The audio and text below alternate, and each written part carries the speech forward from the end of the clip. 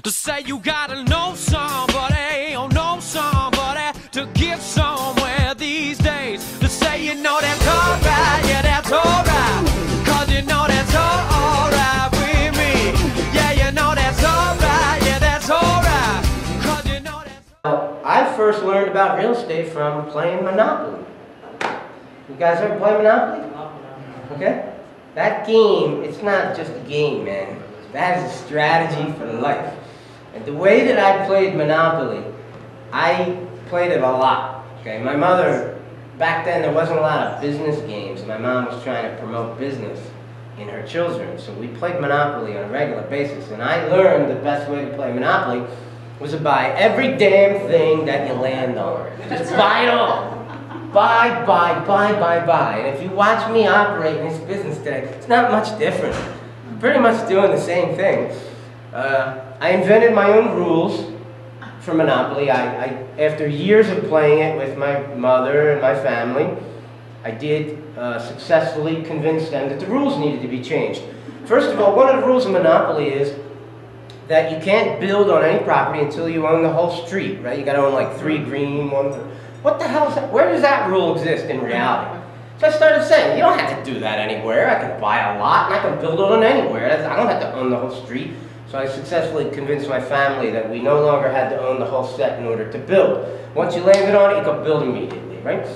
And then what I started doing was I'd see like maybe another player. My son and I have done this before. I see another player has a piece that I might like. And we want to trade, right? It's not even my turn, it's not even his turn, but we're just making a trade. Someone else playing a game says, well, you can't do that. Well, in life you can do that, can't you? Right? Can't you do that in real life? No, I don't have to wait for the guy next door to make a move before I talk to somebody else. I can be operating and making deals all the time.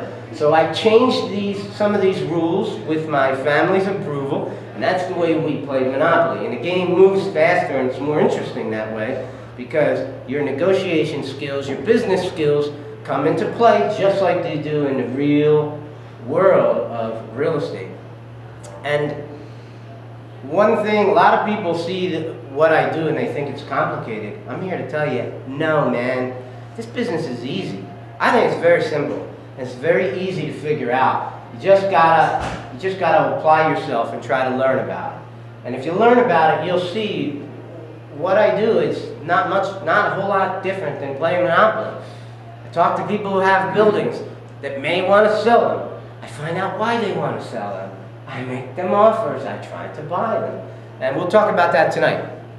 Okay? It also helps that if you love what you do.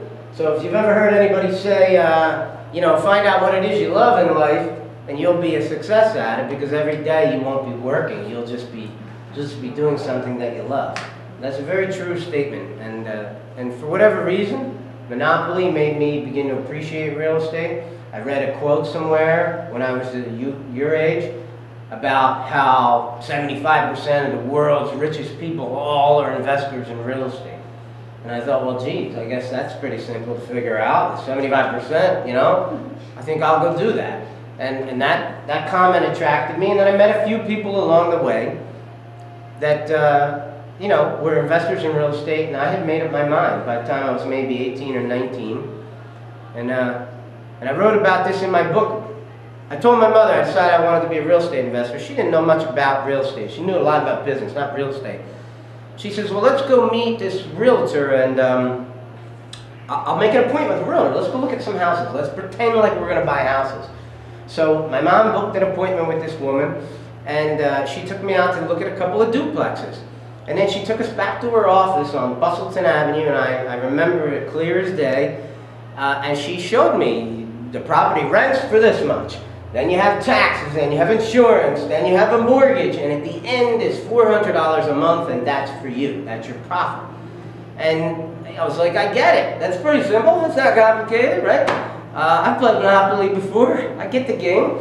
And unfortunately, I never kept that woman's business card or name and number. It was forgotten. And my mother has no recollection of ever taking me to see this realtor.